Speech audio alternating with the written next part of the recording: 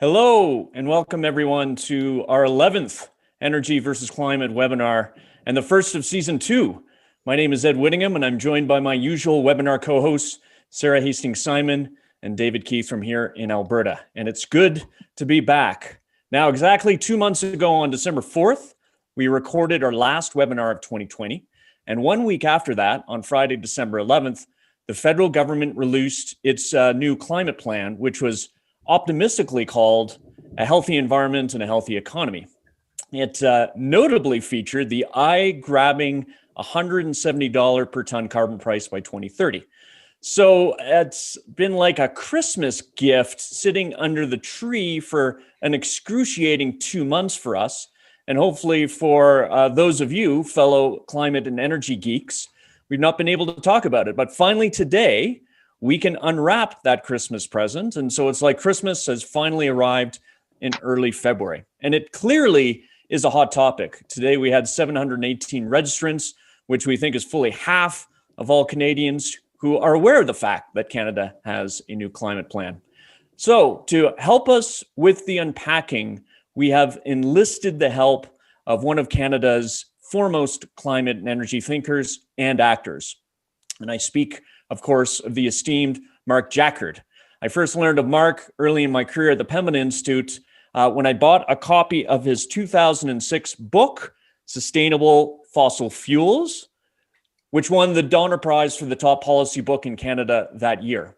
And Mark and his work at Simon Fraser University ever since has been a constant presence, whether I've been copied on furious debates he's had with, say, Pembina's climate director about offsets and additionality, or I've turning to his modeling in our work, or even referencing and citing his work in my testimony to parliamentary committees. Mark has been there. I don't think he needs much of an intro for this audience. He's been a prof at Simon Fraser University since 1986, except for a 5-year sabbatical when he headed up British Columbia's Utilities Commission. He has served on the IPCC, domestically on the good old National Roundtable on the Environment and the Economy. He's a fellow at the Royal Society of Canada and C.D. Howe Institute, and currently he directs the School of Resource and Environmental Management at SFU. And David's going to give a shout out for his latest book in a little bit. So the format for today's show. So Mark is going to open with a brief introduction to the new climate plan. And we have a treat for everyone because he's going to present a slide with hot off the presses, new modeling by the good folks at Navius around that carbon price. We'll have a discussion till 12:35, and then we will take your questions. Send them in via the Q&A box throughout the webinar. Please don't use the raise hand function or the chat box. And once again, Mika McFarlane will help us to sort your questions, and we'll turn to live questioners. Just one note, today we're framing our conversation around 2030, not 2050. We will save the whole net zero discussion for a later episode in season 2. Without any further ado, Mark, over to you. Thanks, Ed, and hi everyone, and hi to my co-panelists. This program that you guys have been doing is getting a lot of interest, and my own grad students all watch it, and I really appreciate the opportunity myself to appear on it. So thanks for inviting me, and thanks for everyone for tuning in. I want to be really quick because I know the key part of this, of what you do here, is the back and forth conversation, which I highly value. So I've got just 3 slides, and I've actually got someone else who's putting them up for me. And so maybe I can ask her to screen share now. And the first slide is just shameless self-promotion. It's letting you know about my latest book, and I'll probably be able to sneak in some comments about that as the discussion goes on. I'll plug it in a minute. I think you'll be happy with my plug, Mark. Okay, all right. And Twitter handles and websites and so on. So can we go to the next slide? So there's 2 substance slides. I just wanted to make sure that everybody on this program had a somewhat same level or starting point for what the new plan is. We have a carbon price federally. We'll see if the Supreme Court sustains that. It's called a backstop carbon price because they're willing to allow individual provinces to have their own carbon price if they're in the same ballpark. So the backstop federal price will now rise annually by $15 after 2022, when it's supposed to hit 50 and will reach 170. And that's gotten a lot of the press, of course, because carbon pricing is such a volatile issue, but there are other elements in there that are quite important. For large emitting industry, there's something, you see an acronym there, OBPS, that means output-based pricing system, where you do get that same $170 price signal to industry, but you make sure that their average cost of carbon is much lower because of worries about competitiveness. They have to compete with industry from countries that are not as aggressive as Canada would be. And so you want to be able to move ahead and yet not shoot yourself in the foot. So when people blame the carbon price and say it's wiping out our economy, you need to question that and see what the details are. We're going to tighten regulations, the phase out of coal-fired power plants, methane regulations that were slowed and soon to develop. In transportation industry, energy, we have a clean fuel standard. It's going to zero in on liquid fuels. And then there's subsidies for various things, retrofits, electric vehicles, industrial innovation, electric vehicle recharging as well. Support for infrastructure like transit and land use carbon management, and the possible development of carbon tariffs. So there are elements of the plan that are still not specified. They're going to be worked out over the coming years. Now, it's early game to actually simulate the plan, and so, but a lot of us are getting to it. The group that Ed mentioned, Navius, is a group of modelers in downtown Vancouver. Many of the people on that team are former students of mine. We have a relationship, but we actually use different models. They've simulated this, and so I'm just going to, they believe that under most of their scenarios, this plan, the $170, if they come through with the other elements, it would get us close to that Paris target. I just used rough numbers there, 700 down to 500 to help people remember roughly what we're talking about. It is designed to minimize industrial competitiveness. There will be a slight hit to GDP growth. In other words, if our annual GDP growth, if we had kept the price at $50 all the way through to 2030, maybe our average annual GDP growth would have been 2.1%. This brings it down to 1.9%. But of course, all of these costs depend on what other countries do as well, because that'll determine, for example, the oil market and therefore the demand for Canada's oil and the oil price. And it also, the price of electric vehicles, batteries, and so on. Can we go to the last slide? And here, now be gentle. But Navius just quickly simulated this, which is pretty good considering that was the Christmas period when they did it. And I asked them to send some of it and what they've done, and they were a little nervous. And I just wanted to give you a crude sense of what some people might come up with, but there can be very different mixes. So I ask you not to look at the 2-year increments between sort of 2020 and 2030, but just to look at 2030 and look at the relative size of those columns, and they just give you a bit of a sense of what might be going on. And again, you can change some assumptions and get different outcomes here. I want to say that this particular simulation assumed a low oil price, so not much expansion of oil sands, a low carbon capture and storage price, which made it cheaper to do carbon capture and storage, and no DAC, direct air capture, whereas a lot of people are thinking we want to make that happen in the year 2030 timeframe. I certainly want us to, and maybe David Keith does as well. And so anyway, I just take a look at those. The very top one shows that, so the left to right, output is at the top of the column, and it's saying that we're going to increase some things like road freight emissions and even some industrial output. And so not only do you have to reduce your emissions from 700, there are things that would have pushed them up over that decade. So that's what that's showing. It's above the zero line. And then the next thing is energy efficiency. That's obvious. The next, electricity, and so this is renewables. And I think that's mostly going to be in electricity generation and transport. I haven't looked in great detail. The orange is other industrial emissions. Some of that will be process emissions when you're making cement, aluminum, and so on.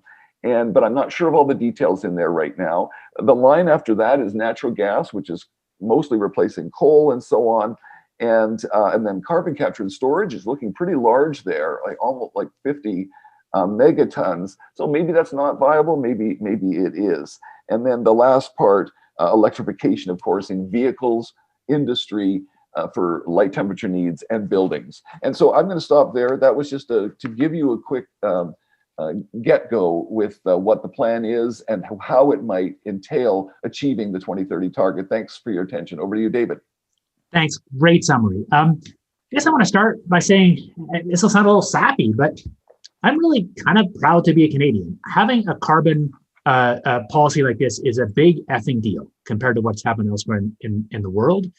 And carbon policy, as we discussed before on the show, is particularly tough in Canada. Lots of Canadians like to think they're green, and maybe they are by some measures. This kind of shows that. But the reality that we were highly resource dependent, we're a major oil and other heavy upstream industry producer, and that we have a relatively weak federal government compared to the provinces, makes it, I think, inherently very hard to do climate policy for real in Canada. And if you'd asked me whether I thought we would have a climate policy this strong, I would have bet against it. So I am really thrilled and proud that this happened. It's a big deal by any measure. And I think it says something important about the way the world may be shifting towards more aggressive climate policies. I do want to, as I said, plug Mark's book a little bit. The Citizen's Guide to Climate Success really is a remarkable and unusual book that I highly recommend as a kind of practical guide to the way climate looks. And indeed, to plug that, another book that will come out in 2 weeks, Bill Gates's book. This is an advanced copy because I was involved a little bit. This comes out in 2 weeks. It's terrific. And I think you could hardly do better, actually, than Mark and Bill's book as kind of backgrounds to how to think big picture about this problem and in a realistic way. Now to say, we're going to get into some of the complexities, but while the $170 a ton is a BFD, there's lots of complexity under the hood. And I personally think the chance of actually getting emissions cuts that big by 2030 is pretty low. When I think about the actual timeline to roll out technologies in the real world with the way governments actually work. So for example, the idea in that model, not to critique the model, but just sort of realistically, the idea to get 40 or so megatons a year of CCS by 2025, that requires final investment decisions on the plants, maybe already to happen or to happen basically now. Given the actual development timelines. And that's true both the scale of big plants, but I think it's also the scale of house energy efficiency. I'm in the middle of building a house and trying to figure out how to make it geothermal. And these things are inherently very slow, 2-year timelines for each individual decision, some 8 years. So I think that the policy is terrific, but the reality is it'll be tougher than people think and tougher than equilibrium models like that suggest to actually get emissions cuts that big. Great. Let's hear from Sara. So Sara, David is proud as a Canadian. You're also a Canadian like David, a dual citizen. It's a BFD, which is an acronym. I didn't know what it meant until just a couple days ago. So thank you, David, for expanding my vocabulary. Sara, what do you think? So I am also proud to be a Canadian and proud about the climate plan. I think I'm, with my dual citizenship, as you said, Ed, I'm also now proud to be an American with the climate plan that is rolling out there as well. And I actually think that that's part of how to view what is going on and, is this a big deal or is it not? On the one hand, I think it is. And it's one of the things around the carbon price, going to 170 that is a big deal to me is that that's really a step change, I think. So I think about the response to carbon pricing that firms have a little bit like, and I'll bring in a physics analogy, a little bit like the photoelectric effect here. So people can Google that and learn more about that. But the idea is that below a certain level of pricing or energy that you're injecting, you may get a little bit of movement from that, but you need to reach some critical point or critical mass where the price gets high enough that people just kind of start to care. And so I think that, it can be tempting to say, well, we had a carbon price before and this is going up, so therefore it's, that percentage of a bigger deal. But I think it's more than that because of that step change. At the same time, though, I think that there is a little bit of a fair question of how much is this Canada leading and how much is it politicians rushing to get out and in front of the parade, and that's part of what policymakers do. So that's not a criticism necessarily of what's going on, but I think that there has been a change in the way that the world is kind of going, also on the technology and on the business side as well too. Certainly also with the American government moving forward very quickly on some of these things as well. So I think it's both a big deal and it's a little bit of getting out ahead of that parade that's happening.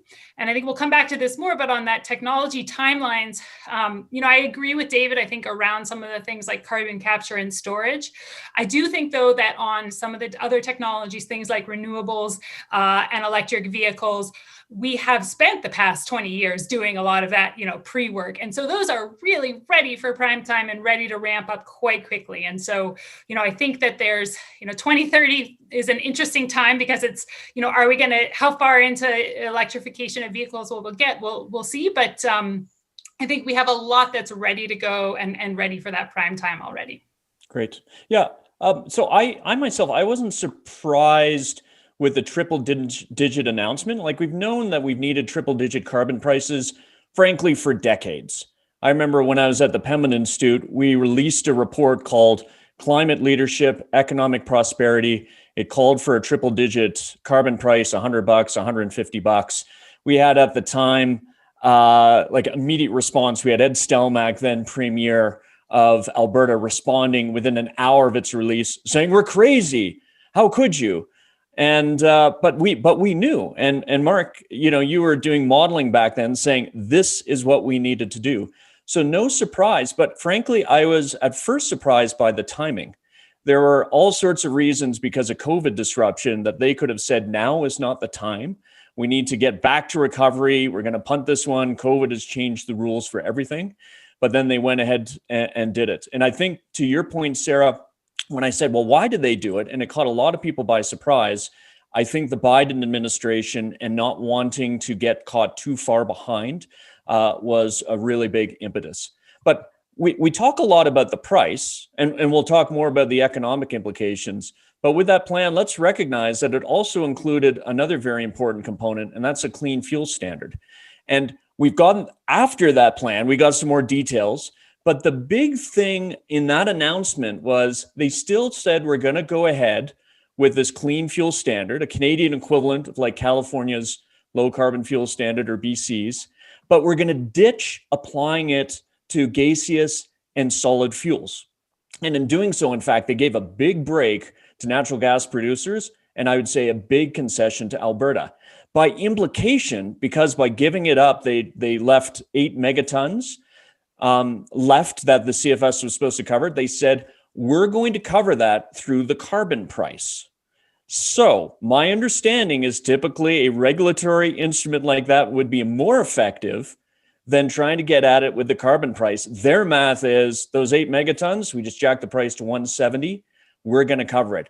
Mark, you had told us you were involved and you're providing advice to the feds all the time. Tell us about the clean fuel standard and tell us sort of maybe your rationale behind giving up that portion that was to be covered by the CFS. Sure. Thanks, Ed. Well, I want to correct. I'm giving them advice all the time, but I don't know if they listen. You're probably giving them advice all the time. Yeah, and they also don't listen.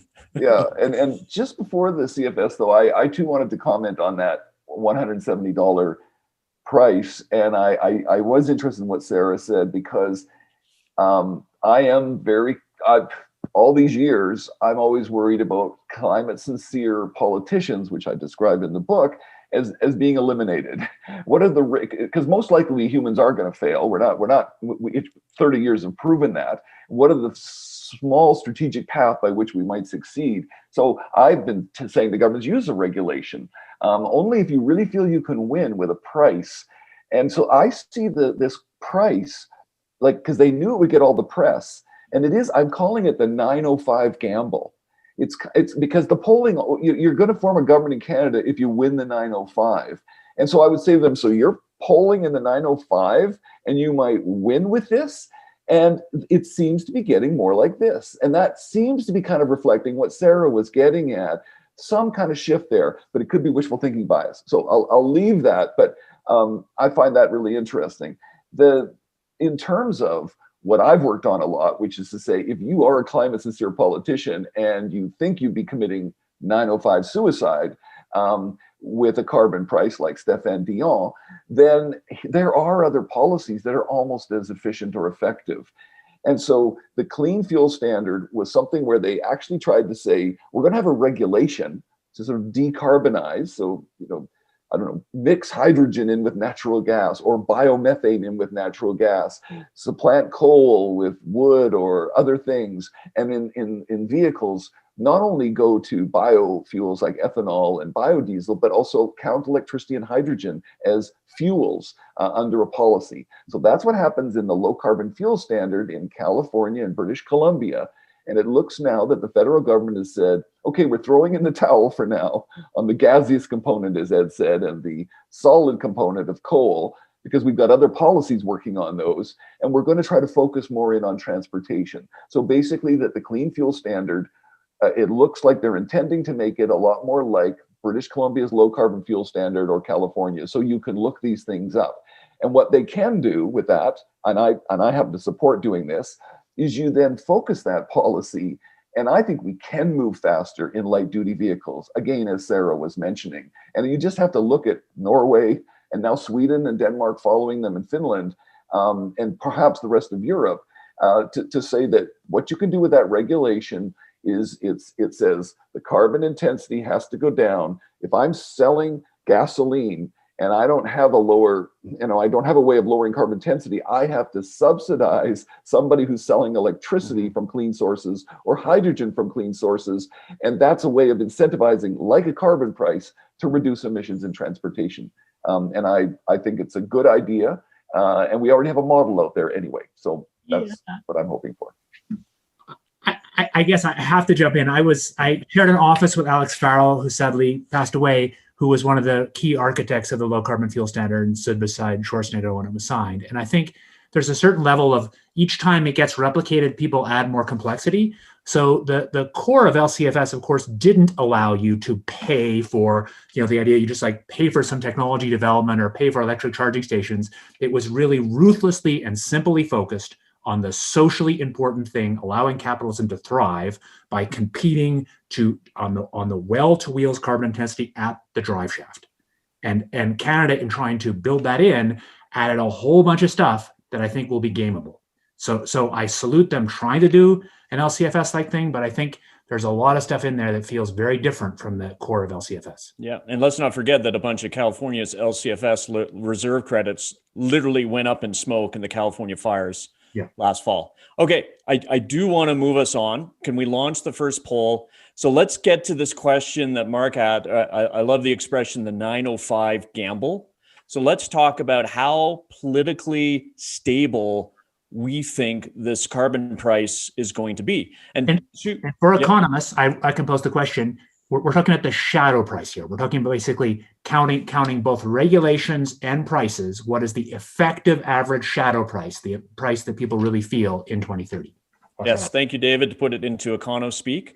But I do want to note, before I pass it back to my colleagues here, Mark mentioned there's a Supreme Court hearing in March on the federal government's right to impose a carbon tax on provinces. So obviously that is a huge factor. And then what has been lost is that Jonathan Wilkinson, Environment and Climate Change Minister, when talking about it, has been saying that price increases post-2022 are subject to conversations with the provinces.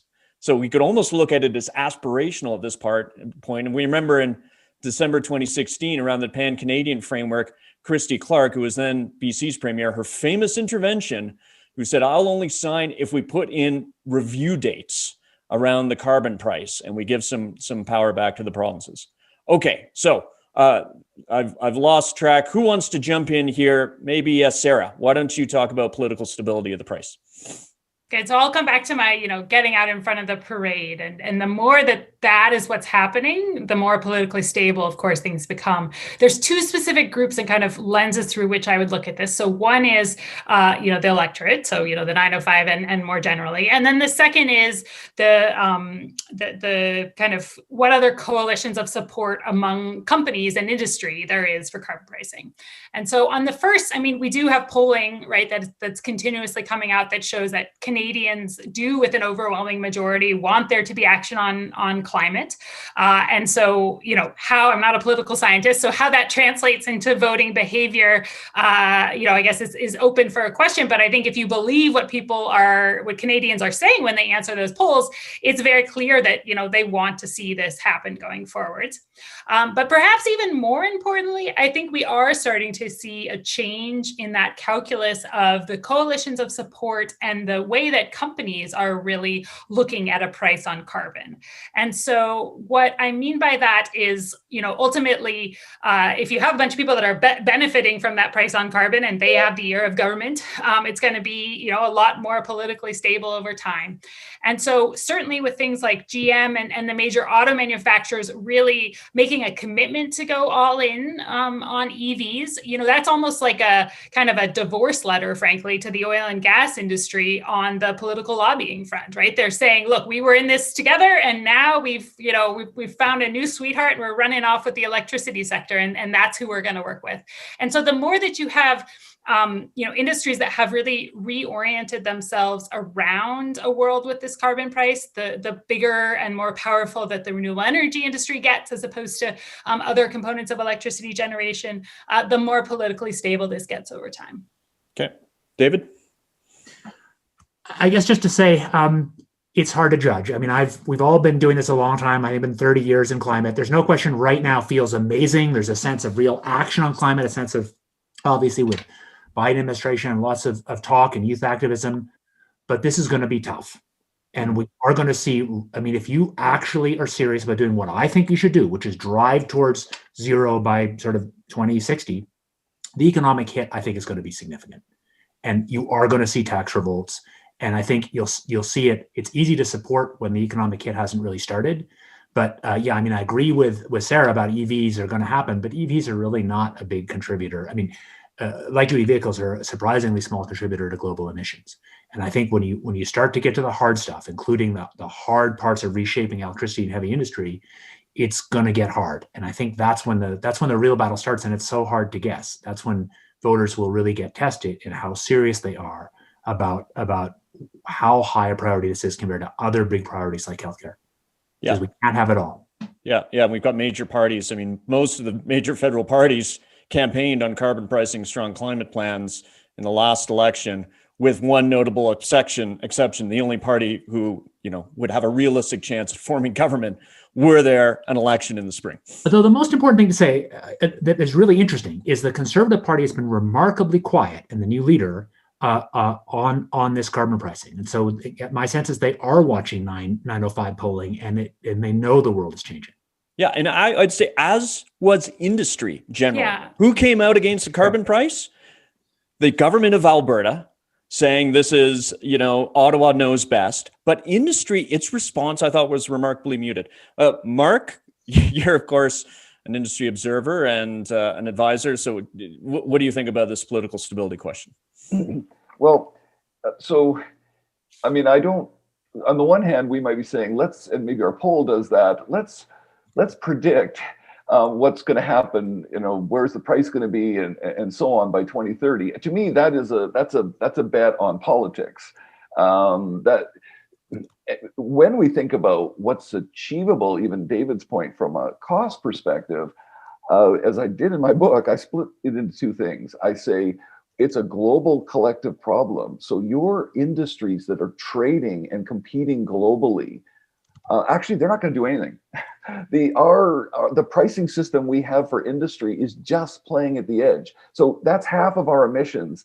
And I don't see those going down significantly in the next 10 years. So that's the part of these results that I'm more dubious of the model runs I showed you. because we need to have carbon tariffs and some kind of tariff. It's called border carbon adjustments or something that helps our industry out, because we're not going to see the Biden administration doing big things. If they go down a tariff path, that would be fantastic. But I put a low probability on that. I also put a low probability of the Biden administration being able to get a carbon price at all, an explicit carbon price. So what are we talking about? We're talking about things you do domestically. And there, I think our strategic path, and I'm more optimistic, and maybe Sara was saying the same thing. I do think we can flip the transportation sector quickly. And I think that's important. And I think you can look at Norway right now. It's crazy what's happening. And now we are getting auto manufacturers to play into that. China is doing something very similar. Likewise, in electricity generation, just think of Ontario in 10 years phasing out 1/4 of its electricity generation, which was coal, and doing it in 2 political terms of a government. That's important. It has to be something that flips quickly. Because you're not going to keep the same governments in power. And then, of course, that is why I'm worried about explicit carbon pricing, because David, maybe you say the Conservatives have been silent about this, but actually I've heard Aaron O'Toole say, nope, we're still dead against the carbon price and we'll do it other ways, which then I try to corner people like that and say, you mean the low carbon fuel standard, the coal plant phase out in electricity, the methane regulations, and so on. Because then they tend to get vague. So I guess I'm saying I'm, as always, betting low and hoping high. And so I'm always trying to think about the strategic path. And so if I see environmentalists who are saying, we got to make sure industry reduces by the same amount, that steel industry and so on, I'm like, that has a political difficulty an order of magnitude higher than us working in electricity, transportation, buildings. And look at the Scandinavians, we can flip all this stuff quite quickly. But the irony is when conservatives come out and say, well, we don't want to affect consumers. We don't want them to pay it at the pump or on their heating fuel, but they keep intact industrial carbon pricing systems, as Jason Kenney has here. So where are the emissions? If you're a conservative politician, you've got the strong base in Alberta, who's going to get hammered? Alberta's industry. If you want to hit a 2030 target and you're giving the consumer a free pass on it, that's the irony. Yeah, but I mean, the Conservatives, that's why I'm saying something like an output-based pricing system gives a correct marginal price. We say for little things you do to reduce emissions. But if you want to invest in a new oil sands plant, the average cost of your emissions is very small. And so these are things that aren't going to reduce our output of oil sands or steel or aluminum or cement.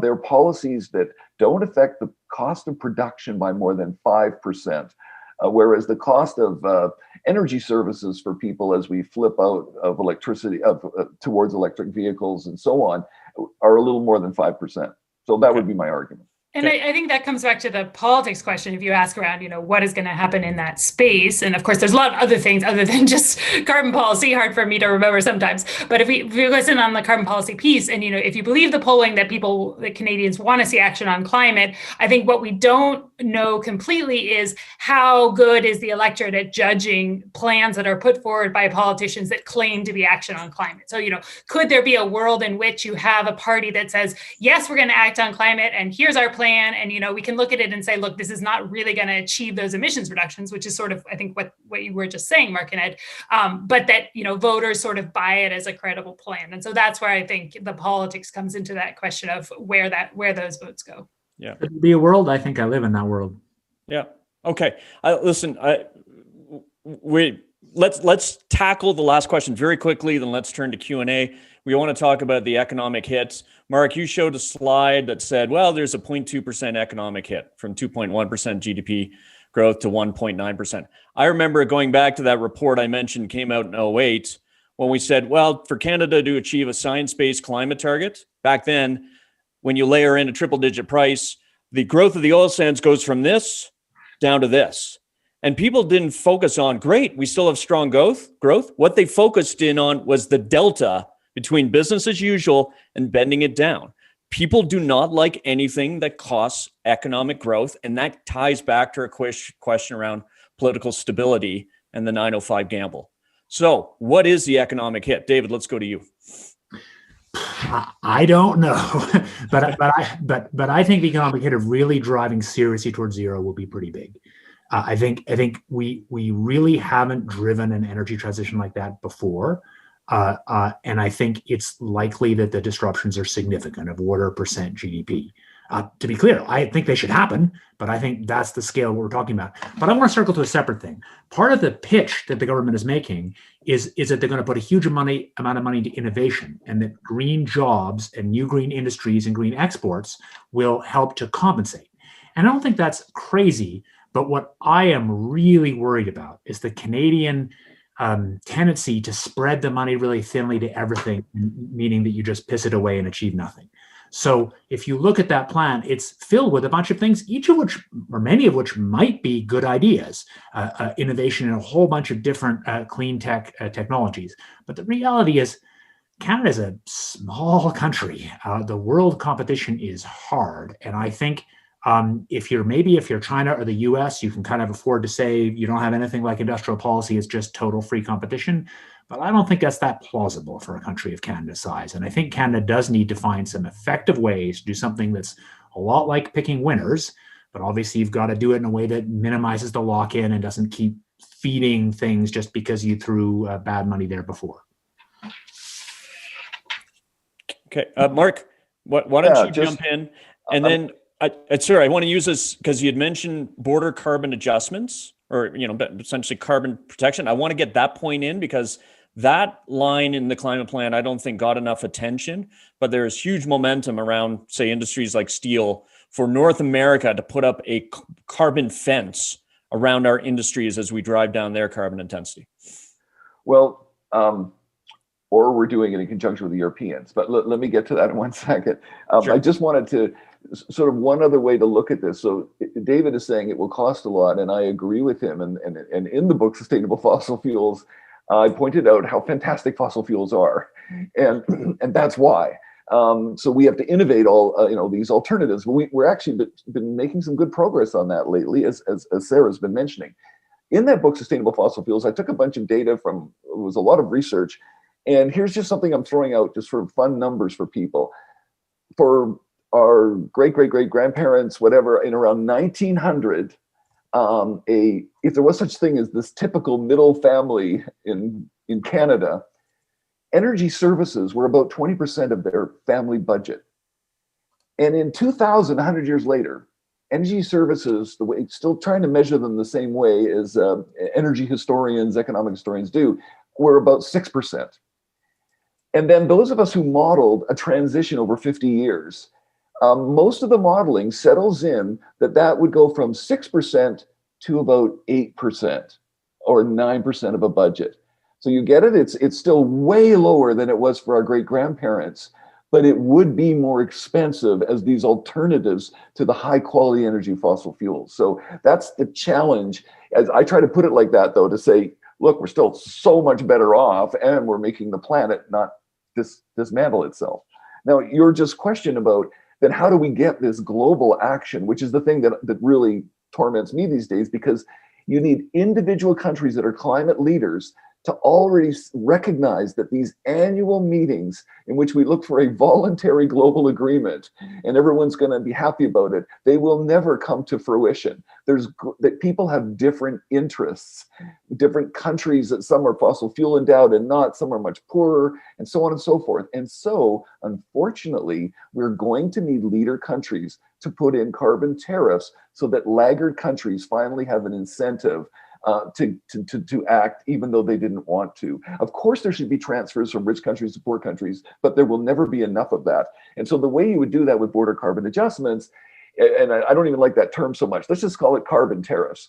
The Europeans now want to start putting in carbon tariffs because they know their costs are going up if they're climate leaders. Canada needs to join up with them. And it wouldn't surprise me if the Biden administration, so I'm not predicting, but I'm saying there's a decent chance that they will start thinking about carbon tariffs as part of a American workers while we save the planet protection scheme. So that's something that I'm hoping for. And Mark, I mean, how is that not developed countries just punishing developing countries? Yeah, and so as I work through in the book, this is right now, we're really punishing them by not putting on tariffs, because what we're doing is we're staying on a path that will cause more harm in the developing world than in the developed world. They will be less able to withstand all of the ravages of climate change as we will. Their healthcare systems are not as well built up, their infrastructure. And so we right now are on a path of enormous cost to the developing world. And so we have to think about what's the strategic path where we have at least a chance, because most likely we're just going to keep failing and they are going to bear a huge cost. That's the path that we're already on. I'm trying to get off that path. Okay, over to Sara. I would go back to the cost question that David had. And I mean, I guess we'll have to meet in 10 years on the podcast and or whatever new format we have by then and see who's right. But I'm more optimistic, or I guess question more this idea of a big economic hit. I think one thing, when we talk about these models, and I say this not to criticize modelers as someone who's done modeling myself, our models are really good at sort of modeling, sort of small changes or adjustments along a path. What's a lot harder to do is to model these more abrupt transitions. And so particularly in a world where there's a lot of other things going on in the markets that Canada is selling to, I think we have to be careful about, looking at results that come out and say, GDP is higher or lower by 0.5% and sort of assigning too much weight to that. The other piece, I think, also is, and Mark mentioned and talked about this in terms of like what is actually, the cost of energy compared to the cost of all our other services. And I would broaden that even further, and maybe you saw my son coming in to interrupt me and prove my point around some work that I've been doing recently on the idea of, what is the climate impact and what is the GDP impact when we think about all kinds of other elements in our society, like undercompensated or uncompensated caregiving work, for example. And so, it's just like a fantastically complicated question to ask. What does the low carbon and ultimately zero carbon, but even the 2030 picture look like? I think it's really important that we be talking about it from a well-being perspective, because that's frankly what matters at the end of the day. And as Mark said, the GDP impact of climate change itself, we know, far outpaces what we're talking about in the cost of change. But I think even more fundamentally, it's sort of, if Canada isn't moving ahead while others are, then that cost becomes large. Great. Okay, let's turn to audience questions now. We've got Dan Vinelovich. He's going to ask a question as someone who just sat in on Alberta's emissions reductions, Alberta's energy savings for business program. I'm curious to hear what people have to say in response to Dan. Go ahead. Hey, everybody. Sorry, I just had to unmute there. So my question is actually about provincial measures and the fact that, I think you've all acknowledged the federal government has done a lot of heavy lifting with this plan. I share some of the skepticism about whether it can actually deliver the promised tons. And, at the same time, we're facing pressure to go to the next COP and raise our ambition for 2030 targets. And so I think, the path to any further ambition runs through provincial capitals, not through Ottawa. And with Ontario and Alberta in particular having actually rolled things back under the Ford and Kenney governments, if we were to actually look at being able to achieve more, what are some of the key things that provinces could do, and in particular Alberta and Ontario? Okay, pregnant pause. Who wants to jump in? Do one thing that's really hard. I don't know how it works in Canada, but it's basically making siting decisions faster. So if you think about my beefs with that model, I don't think Mark and I really disagree. The model sort of shows a longer term equilibrium behavior, but it doesn't show how difficult it is to actually get things to happen. So for example, you really want to cut electricity sector emissions, you need more long-distance transmission. There's a bunch of other examples like that. And these things are very hard to permit and cite. And there are legitimate trade-offs, local control, local people's land, other pollution and labor impacts. And I think if we're going to, in industrial societies, actually cut emissions towards zero in sort of 20, 30 years, you need to find ways to make decisions faster. And that means some people are going to lose, but it has to be done in a democratic way where there's closure. So to pick one, there's a long list. I guess one thing I would focus on in Alberta is really the electricity sector, right? And I think that there is an opportunity that's a little bit slipping from the hands of the government and the sector as a whole to avoid building out a lot of new natural gas infrastructure as we come off coal, right? And we're talking about getting to 2030. So that's one very specific thing that is then related to what David was saying, and what the way that you do that is by building out some of that infrastructure to trade power in larger amounts with BC, as well as looking at kind of the incentives to overcome some of the inertia, frankly, in the system around what gets built and what investors believe is a good decision. But in general, I think more of those complementary policies that are getting at places where the carbon pricing maybe has a hard time. So, I mean, things like building standards as well, too, I think are quite important, where, David is making a big effort, I think, on his house to build it as low carbon as possible, and probably has a lot of stories about how that's challenging, even with the knowledge he has. So what are the things that we can do that help to move the building sector along in the practices that they have, more quickly than would happen price alone? Yeah, and on when we talk about geothermal, and yes, loyal listeners, we will do a show on geothermal. David can share his numbers on cost per ton abated for putting geothermal in at his house, and I'll share mine with solar. But sorry, Sarah, to your point, before we go to Mark, so say if we were to treat Manitoba as a battery for Saskatchewan to help Saskatchewan decarbonize its grid through strategic interties, that's still out of necessity requires a role for the feds. I just don't see the provinces doing that themselves. You've got these fiefdoms, you got these provincial owned utilities. It's the actions of the provinces, but the feds with a strong, parental hand from Ottawa need to make it happen.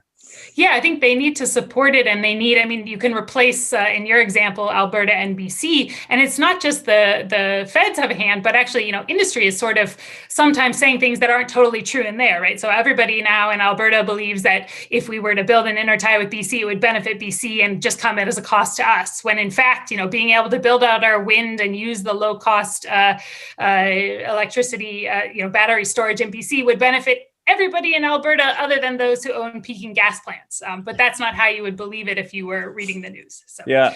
And over to Mark, who I think wants to jump in too. Let's get Mark in. Yeah.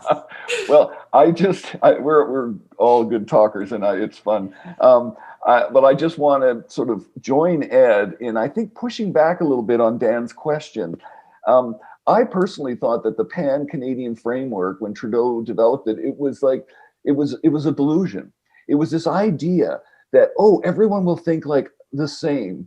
And I'm a follower of Isaiah Berlin. People think differently. And so politics is about recognizing they'll think differently. The pan-Canadian framework was like, we will achieve consensus. And I, for one, was like, the next election, it's gone. Somebody else will change. And it happened that way. And it's not like I have great powers of prediction. The reality is we need a reality in Canada where the federal government has recognized by the courts the power to enter into international agreements for global environmental issues and to enact environmental policy that does that. And I'm hoping we'll get that decision fairly soon. Provinces have jurisdiction over energy. That doesn't matter. This isn't about regulating the energy. It's about regulating pollution. And it turns out that there's only just a few things we need, and they should all be done by the federal government. And then if one province wants to lead, like British Columbia or Quebec, or maybe one day Alberta again, that's fine. But right now, all we need is the output-based pricing system. And that's for industry across the country, and that it's the benchmark carbon price. So basically that's running, if you don't do it. So basically we have a federal carbon price. In some cases, though, we'll want regulations. The coal phase out was started by Rachel Notley in Ontario. Now it's national. And then the low carbon fuel standard, hopefully with a ZEV mandate that starts with light duty vehicles, but needs to move, like the Californians are, to larger areas of transportation. And then building codes might still stay provincial, but that's okay because the federal government can do what we're doing in BC, which is a gas version of the low carbon fuel standard, where we're saying that the natural gas from underground, fossil fuel natural gas, carbon content and gas delivered through those systems has to decline over time. So it's just like So it is like segmenting the clean fuel standard into its gaseous and liquid forms. And that's it. And the federal government should be doing all of that. And, so for me, if we get some provincial premier that wants to run an election against carbon pricing, let them do it all they want. I mean, and do policies that move quickly. So I'm happy that we're settling on the federal government right now. I could care less what some of the provinces want to do unless they can be leaders and help. Yeah, and Mark, I couldn't help but notice that methane was absent in your list. You don't think it's important? So yes, it is, exactly. And what I was talking about here was so that anything in the main trunk line of natural gas companies is going to go to industry or to buildings or wherever. Okay. We've got another question from Karen Spencer. Thank you for your patience. Karen, go ahead.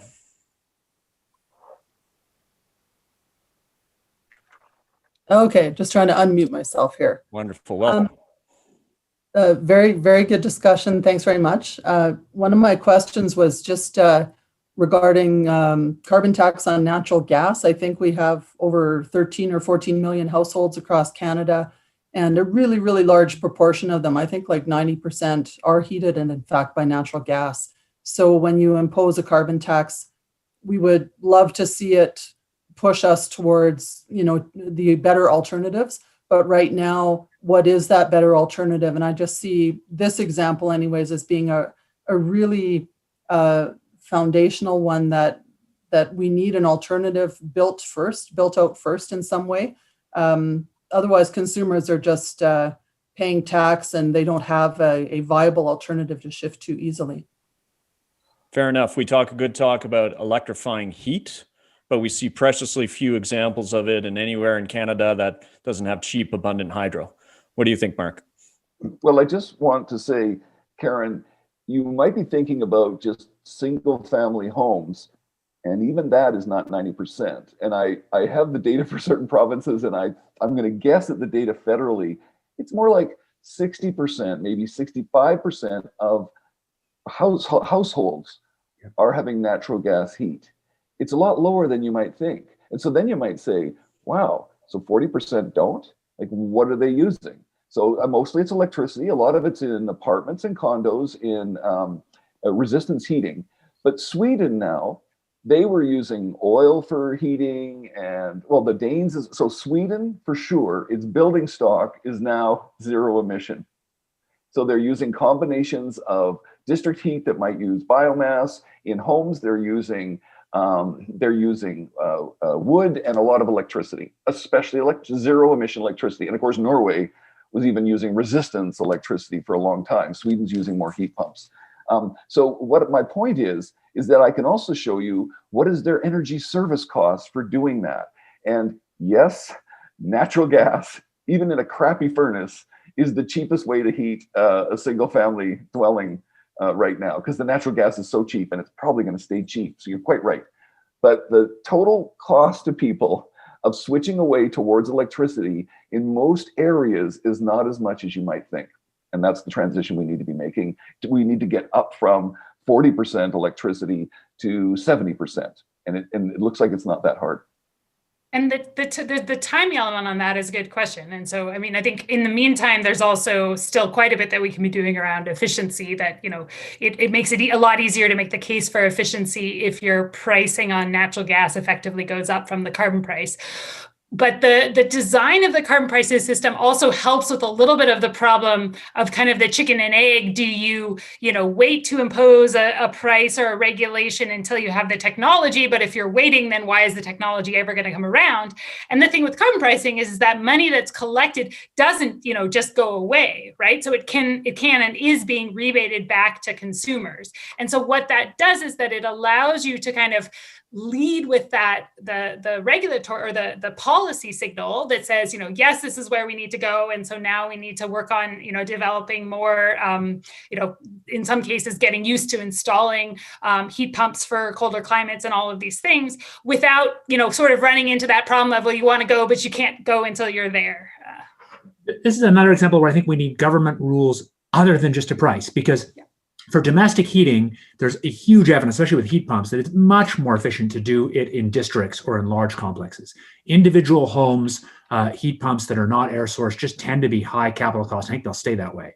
But the market won't, I think, naturally make developments be have district heating. I think that's where some government help is needed. Government rule setting, government standard setting, that's crucial to actually allowing this to happen in a reasonable time.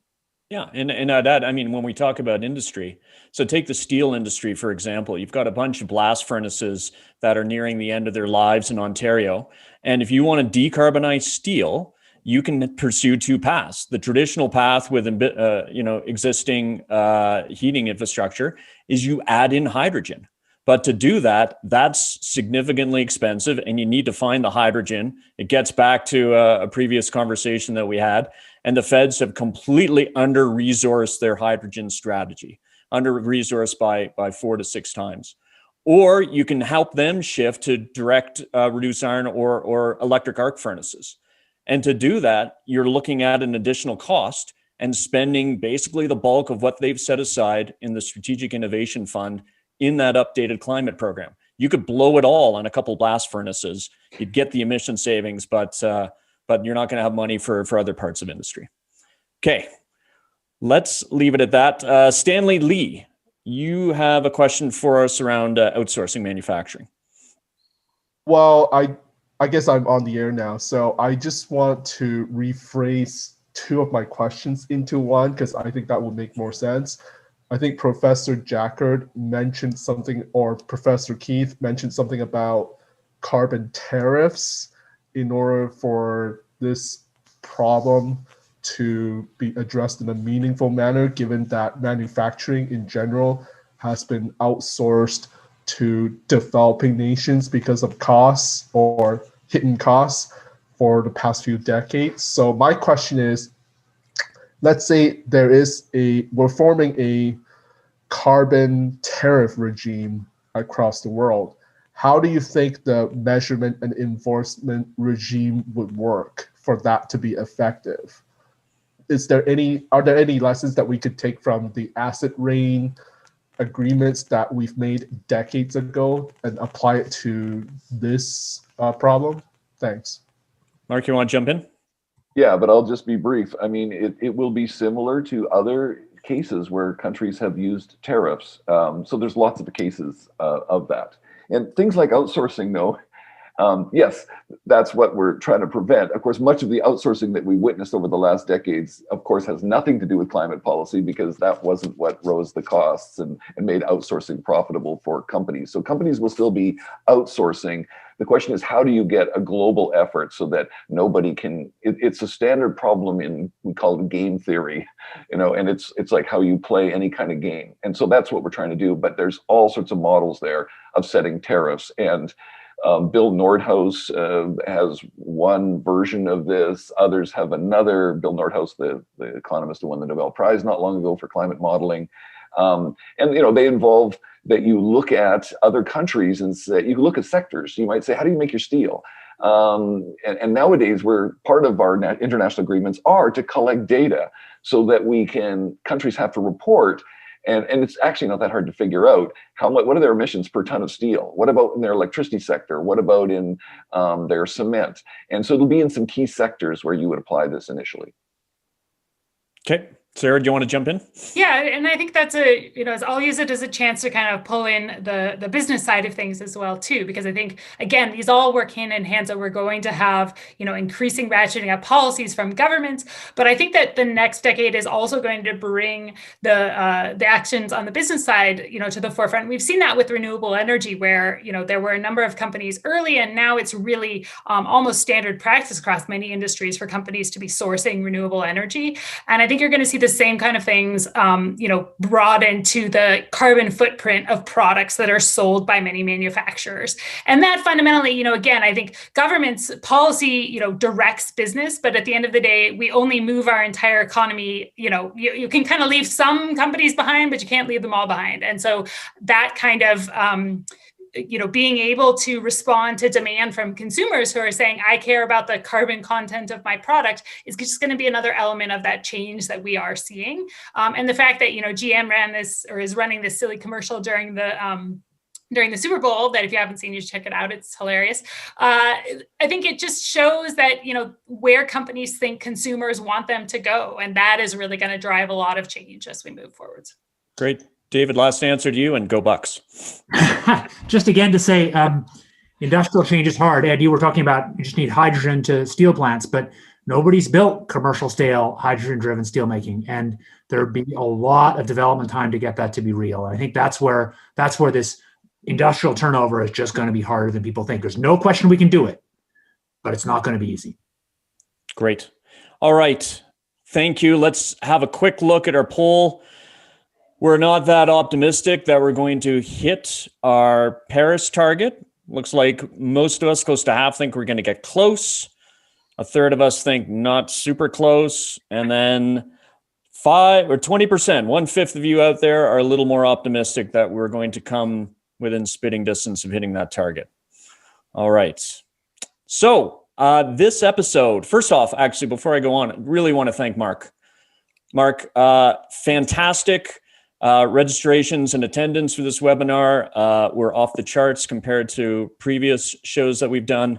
And maybe there's some pent up demand, but we think that you and your thinking has been a big draw. So thank you so much. I love this. Thank you very much for inviting me. Can I get in again sometime? I would love to come back. Well, Absolutely. Talk to our agents. We'll see. Thank you so much. Yeah. My agent will talk to your agent. Yeah, we'd love to have you back, and keep. Thanks for producing those great primers. For those who haven't seen it, check out Mark's 6-minute primer on the clean fuel standard. If today's discussion wasn't enough, tune in. You'll walk away with a black belt in CFS and LCFS. So, closing comments.